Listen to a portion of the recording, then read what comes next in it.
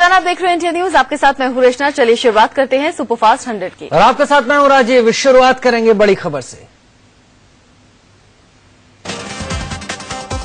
भारत चीन सीमा से दोनों देश के सैनिकों के हाथापाई करने की हैरान करने वाली तस्वीरें सामने आई हैं। आप देख सकते हैं कि किस कदर दोनों देशों के जवान सीमा पर एक दूसरे से उलझने की कोशिश कर रहे हैं। चीन का एक सैनिक बॉर्डर पर बनी एक दीवार से पत्थरों को हटा रहा है। इसी बीच भारतीय सैनिक उसे पीछे हटने के लिए कहता है। जब चीनी सैनिक की बात नहीं सुनता तो हंगामा शुरू हो गया। दोनों देशों के सैनिक एक दूसरे की भाषा समझने में नाकाम है, लेकिन बॉडी लैंग्वेज से साफ है कि कोई किसी से कम नहीं रहना चाहता। जवानों के बीच जुबानी जंग भी खूब हुई। एक चीनी सैनिक लात मारकर सीमा पर बनी दीवार को तोड़ने की कोशिश कर रहा है। उसे ऐसा करने से भारतीय सैनिक रोकते हैं, लेकिन वो नहीं मानता। फिर क्या था, भारतीय जवान चीनी सैनिकों की तरफ मानो टूट पड़े। 19 मिनट का ये वीडियो कितना सही है इसका दावा हम नहीं कर रहे, लेकिन तस्वीरें देखकर ऐसा लग रहा है कि कभी भी खूनी जंग शुरू हो सकती है। सारा विवाद इस दीवार को लेकर शुरू हुआ। चीनी सैनिक इस दीवार को नहीं मानकर इसे तोड़ने पर लगे हुए थे और भारतीय सैनिक इसे पुरानी बता रहे थे। अपनी सीमा में चीनी सैनिकों को देखकर भारतीय जवान आग बबूला हो गए। दीवार पर चढ़कर भारतीय जवान ने चीनी सैनिक को धक्का देकर भगाने की कोशिश भी की। पूरे 19 मिनट तक ऐसा ही होता रहा। इसके बाद सीमा पर क्या हुआ हमें नहीं पता। इस वीडियो में कितनी सच्चाई है हम ये नहीं जानते, लेकिन अगर ये वीडियो सही है तो सीमा पर सब कुछ ठीक होने का दावा सच तो नहीं हो सकता। उधर जम्मू के आरएसपुरा और अरनिया सेक्टर में देर रात भी फायरिंग जारी रही। पाकिस्तान की ओर से लगातार हो रहे सीज फायर के उल्लंघन के बाद सीमा पर तनाव के हालात बन गए हैं। पाकिस्तान की ओर से हो रही फायरिंग का भारतीय सेना की तरफ से भी जवाब दिया जा रहा है। उधर जम्मू के आरएसपुरा और अरनिया सेक्टर में देर रात भी फायरिंग जारी रही। पाकिस्तान की ओर से लगातार हो रहे सीज फायर के उल्लंघन के बाद सीमा पर तनाव के हालात बन गए हैं। पाकिस्तान की ओर से हो रही फायरिंग का भारतीय सेना की तरफ से भी जवाब दिया जा रहा है।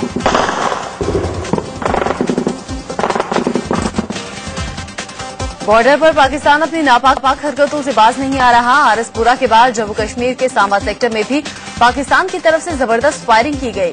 कई राउंड फायरिंग के अलावा मोर्टार से गोले भी दागे गए। सांबा सेक्टर में पाकिस्तान की फायरिंग से इलाके के लोग दहशत में हैं, खौफ में जी रहे। कई लोगों ने घरों को छोड़ने की योजना भी बना ली है। ताजा फायरिंग में किसी के हताहत होने की खबर नहीं है।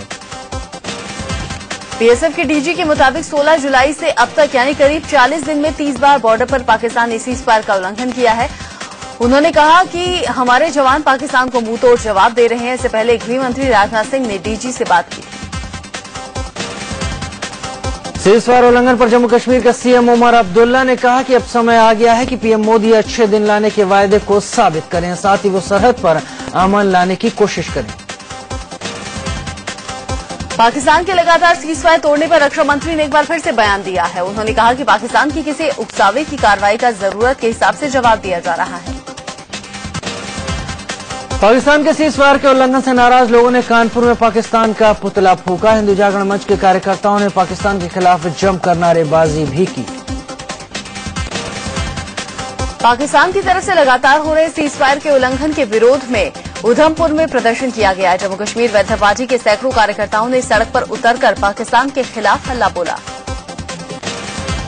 जम्मू कश्मीर में एक तरफ जहां लगातार सीज फायर का उल्लंघन हो रहा है, तो वहीं दूसरी तरफ आतंकियों का खूनी खेल भी जारी है। कुपवाड़ा में आतंकियों से एनकाउंटर में सेना के 2 जवान शहीद हो गए। सर्च ऑपरेशन के दौरान सेना की आतंकियों से मुठभेड़ हुई। कुपवाड़ा में सेना के जवानों और आतंकियों के बीच में मुठभेड़ कई घंटे तक चली। मुठभेड़ में सेना के जवानों ने 4 आतंकवादियों को मार गिराया। मारे गए आतंकी लश्कर ए तैयबा के बताए जा रहे हैं। 2 सैनिकों के शहीद होने की भी खबर है।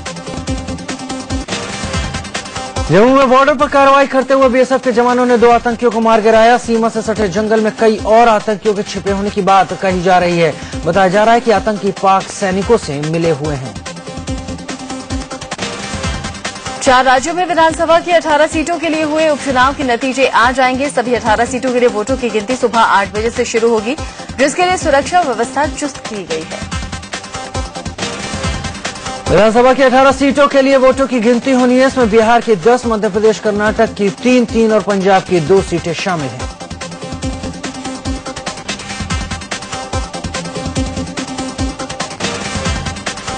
बिहार विधानसभा उपचुनाव में कुल 94 उम्मीदवारों की किस्मत दांव पर है। यहां 10 सीटों के नतीजे आएंगे।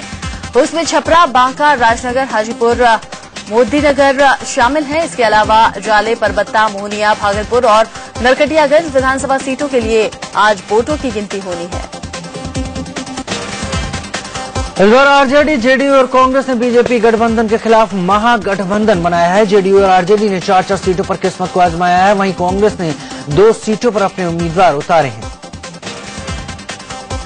जेडीयू ने हाजीपुर, जाले, परबत्ता और मोहनिया विधानसभा सीटों पर अपने उम्मीदवार उतारे, तो वहीं छपरा, बांका, मोदीनगर और राजनगर में आरजेडी उम्मीदवारों की किस्मत दांव पर लगी है, जबकि भागलपुर और नरकटियागंज में कांग्रेस ने उम्मीदवारों को आजमाया है। बीजेपी ने 10 में से 9 विधानसभा सीट पर अपने उम्मीदवार उतारे हैं, जबकि परबत्ता सीट पर एलजेपी चुनाव लड़ रही है। छपरा विधानसभा सीट पर सबकी निगाहें टिकी हुई हैं। यहां आरजेडी उम्मीदवार और पूर्व सांसद प्रभुनाथ सिंह के बेटे रणधीर सिंह की किस्मत दांव पर लगी है। रणधीर सिंह का सीधा मुकाबला बीजेपी के कन्हैया सिंह से है, जबकि जाले सीट पर जेडीयू के ऋषि मिश्रा का बीजेपी के राम निवास प्रसाद से सीधी टक्कर है। वहीं बांका सीट पर बीजेपी के रामनारायण मंडल का आरजेडी के इकबाल हुसैन अंसारी से सीधा मुकाबला है। परबत्ता विधानसभा सीट की बात की जाए तो यहां मुख्य मुकाबला जेडीयू के आरएन सिंह और एलजेपी के सोहेली मेहता के बीच है। भागलपुर विधानसभा सीट पर कुल 7 उम्मीदवारों की किस्मत दांव पर है, लेकिन मुख्य मुकाबला कांग्रेस के अजीत शर्मा और बीजेपी के नभय कुमार चौधरी के बीच है। राजनगर सुरक्षित सीट पर आरजेडी के राम अवतार पासवान और बीजेपी के रामप्रीत पासवान के बीच कांटे की टक्कर बताई जा रही है। मोहद्दीनगर विधानसभा सीट पर भी कांटे की टक्कर है। मुख्य मुकाबला बीजेपी के राजेश कुमार सिंह और आरजेडी के अजय कुमार बुल्गाकनीन के बीच है। वहीं हाजीपुर विधानसभा सीट पर बीजेपी के अवधेश कुमार का जेडीयू के राजेंद्र राय से मुकाबला माना जा रहा है। मोहनिया विधानसभा सीट पर बीजेपी के निरंजन राम और जेडीयू के चंद्रशेखर पासवान के बीच में सीधी टक्कर है। नरकटियागंज विधानसभा सीट पर भी लोगों की निगाहें टिकी हुई है। यहां बीजेपी की रश्मि वर्मा और कांग्रेस के मोहम्मद फखरुद्दीन के बीच मुख्य मुकाबला है। मध्य प्रदेश विधानसभा की 3 सीटों पर हुए उपचुनाव के लिए भी आज वोटों की गिनती की जाएगी। पंजाब में विधानसभा की 2 सीटों पटियाला और तलवंडी साबो उपचुनाव के लिए भी आज वोटों की गिनती की जाएगी।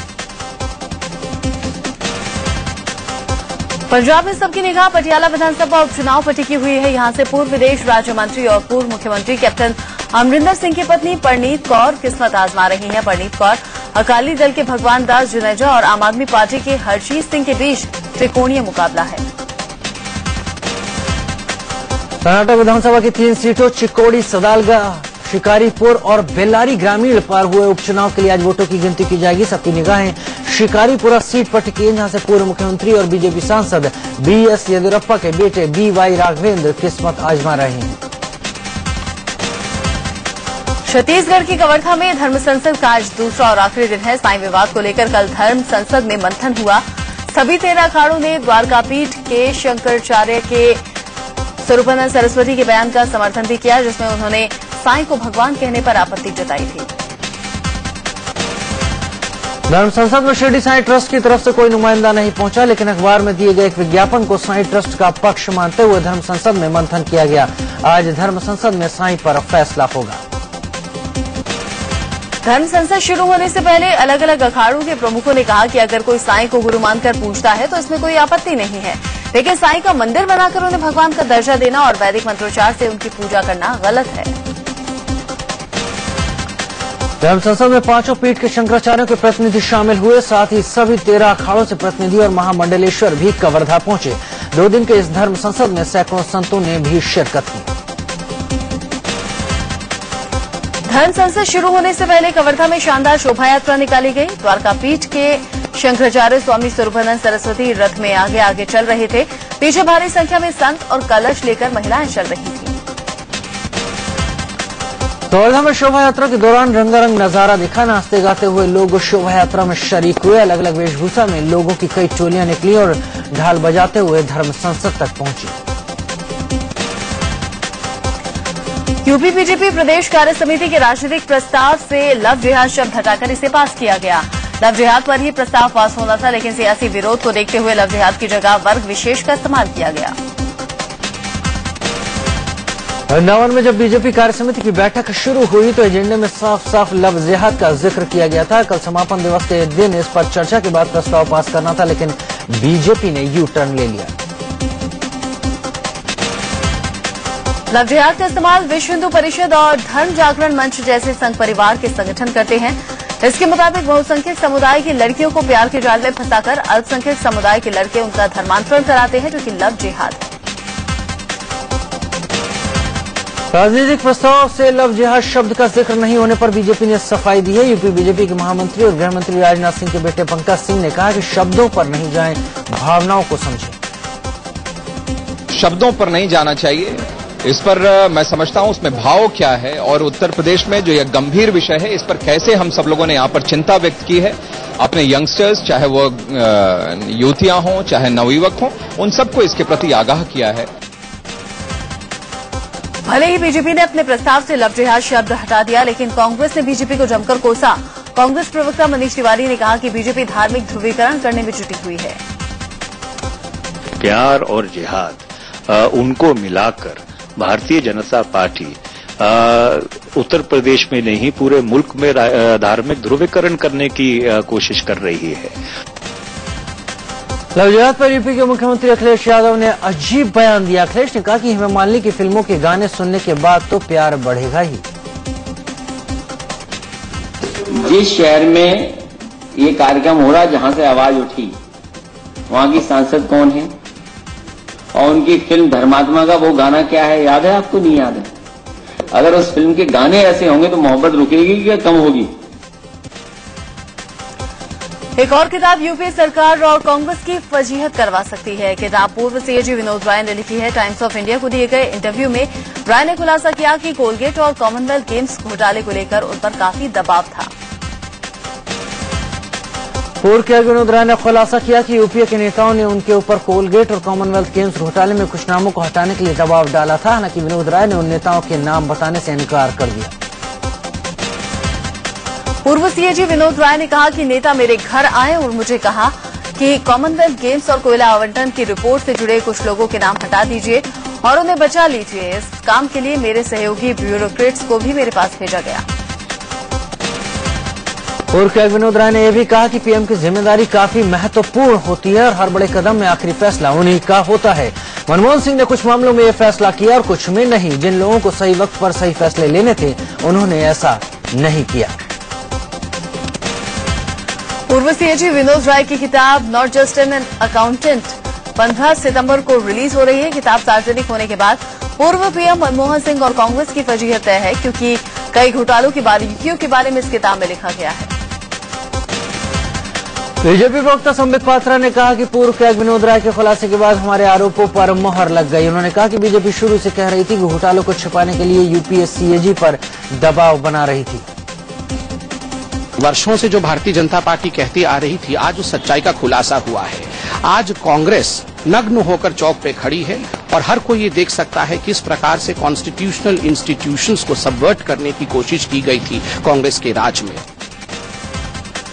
कांग्रेस प्रवक्ता मनीष तिवारी ने कहा कि अगर विनोद राय पर किसी नेता ने उन पर दबाव बनाया था तो तब वो चुप क्यों बैठे रहे। उन्होंने ये भी कहा कि किताब की बिक्री बढ़ाने के लिए ऐसे खुलासे किए जाते हैं। किसी ने उन पर दबाव बनाया था या ये कहा था कि किसी का नाम हटाओ, किसी का नाम रखो, तो क्या उनका ये फर्ज नहीं बनता था कि उसी समय उस चीज को वो सार्वजनिक करें। आम आदमी पार्टी के संयोजक अरविंद केजरीवाल ने पूर्व के विनोद राय से गुजारिश की है कि उन लोगों के नाम का खुलासा करें जिन्होंने उन पर नाम हटाने का दबाव डाला था। ट्वीट कर उन्होंने कहा कि ऐसे लोगों पर कार्रवाई होनी चाहिए। महाराष्ट्र के कार्यवाहक राज्यपाल के रूप में ओम प्रकाश कोहली ने कार्यभार संभाल लिया है। इस मौके पर सीएम पृथ्वीराज चौहान भी मौजूद रहे। कोहली गुजरात के राज्यपाल हैं। ट्रांसफर किए जाने से नाराज के शंकर नारायणन ने महाराष्ट्र के राज्यपाल पद से इस्तीफा दे दिया। शंकर नारायणन का तबादला मिजोरम किया गया था, लेकिन उन्होंने मिजोरम जाने का ऑर्डर मानने की जगह इस्तीफा देना ज्यादा उचित समझा। राष्ट्रपति भवन से शनिवार की आधी रात महाराष्ट्र के राज्यपाल के शंकर नारायणन के तबादले का आदेश जारी हुआ था और मिजोरम जाने के लिए कहा गया था। पिछले दिनों ही मिजोरम के राज्यपाल कमला बेनीवाल को बर्खास्त किया गया था।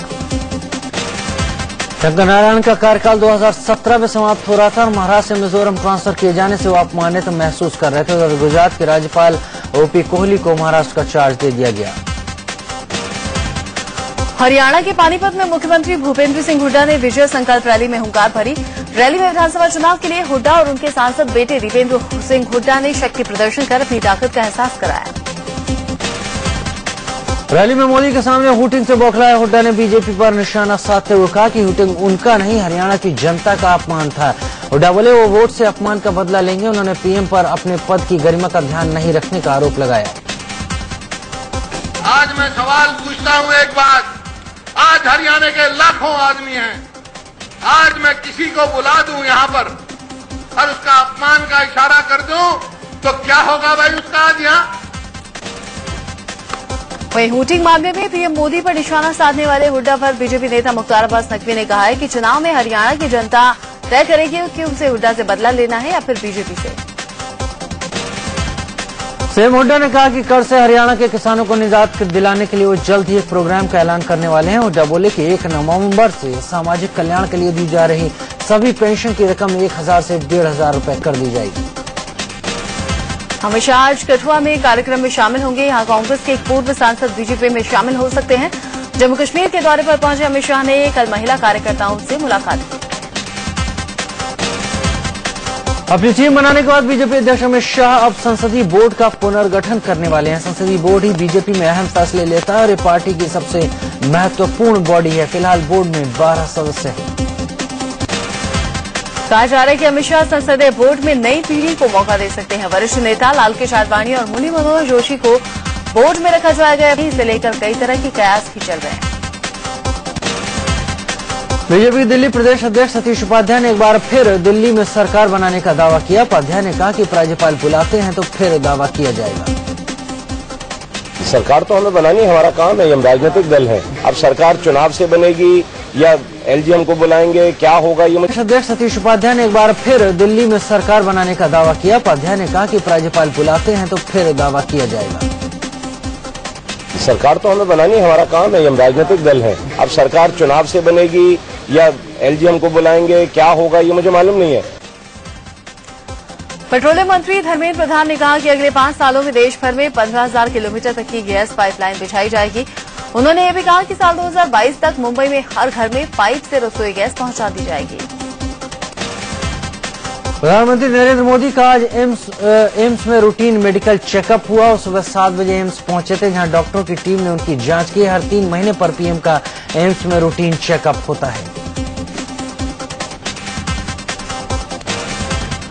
विधानसभा चुनाव लड़ने के मामले में एमएनएस अध्यक्ष राज ठाकरे ने यू टर्न ले लिया है।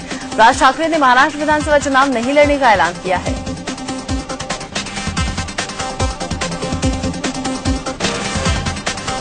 महाराष्ट्र नवनिर्माण सेना के सुप्रीमो राज ठाकरे ने विधानसभा चुनाव का टिकट पाने वाले दावेदारों का इंटरव्यू लिया। नागपुर में विदर्भ क्षेत्र के लिए हुए इस इंटरव्यू में करीब 200 दावेदार पहुंचे थे।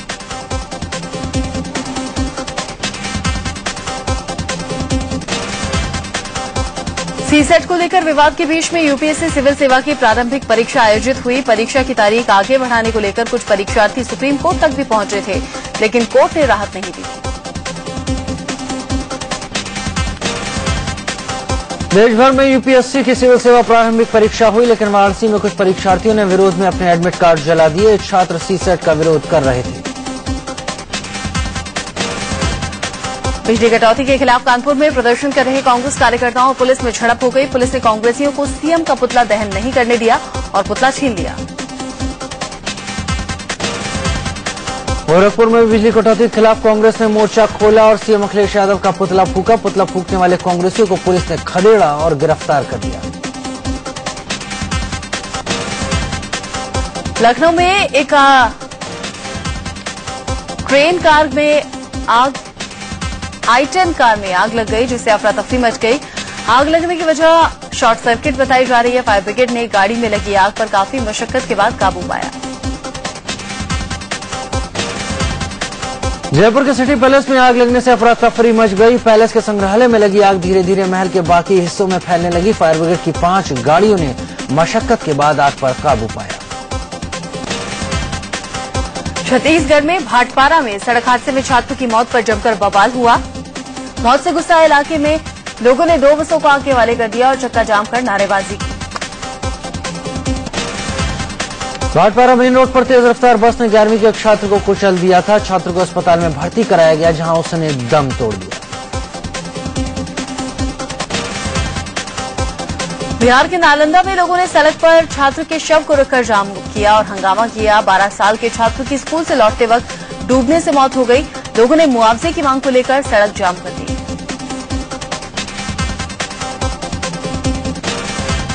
अपनी बहादुरी से बदमाशों को परास्त करने वाली मेरठ की मर्दानी ममता यादव मुश्किल में है। ममता का कहना है पुलिस उस पर बदमाशों की शिकायत वापस लेने का दबाव बना रही है। वो इसलिए क्योंकि आरोपियों में से एक समाजवादी पार्टी से ताल्लुक रखता है।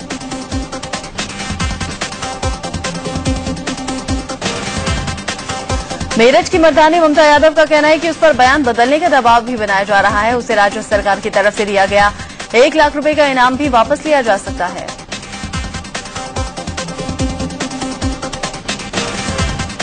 बिहार के छपरा में एक ऑटो ड्राइवर के लोगों ने जमकर पिटाई कर दी। बताया जा रहा है कि तेज रफ्तार ऑटो ने एक साइकिल सवार को टक्कर मार दी थी, जिससे नाराज लोगों ने उसकी पिटाई कर दी।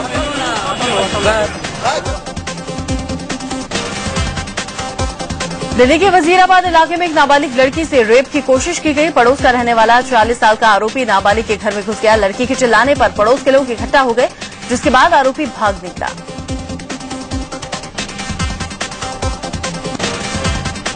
दिल्ली के जीटीबी नगर एनक्लेव में पाइपलाइन फटने से हजारों लीटर पानी बर्बाद हुआ। जीटीबी अस्पताल के गेट नंबर 3 के ठीक बाहर मेन रोड पर पानी की पाइपलाइन से पीने का पानी बर्बाद होता रहा, लेकिन सभी देखकर भी इसे अनदेखा करने में लगे रहे।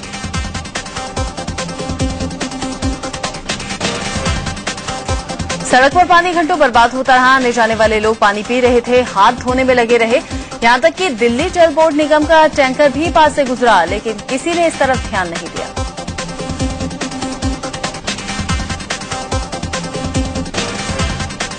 चंडीगढ़ में हिमाचल रोडवेज की बस और स्विफ्ट कार के बीच जोरदार टक्कर में 5 लोगों की मौत हो गई, वहीं 15 लोग गंभीर रूप से घायल हो गए। हादसे में यूके से आई 8 साल की बच्ची ने अपने मां बाप खो दिए। अनन्या नाम की ये बच्ची भी आईसीयू में है। गाजियाबाद के एक मॉल में चप्पल पहनकर पहुंचने पर बाउंसर्स ने 6 लड़कों की जमकर पिटाई कर दी।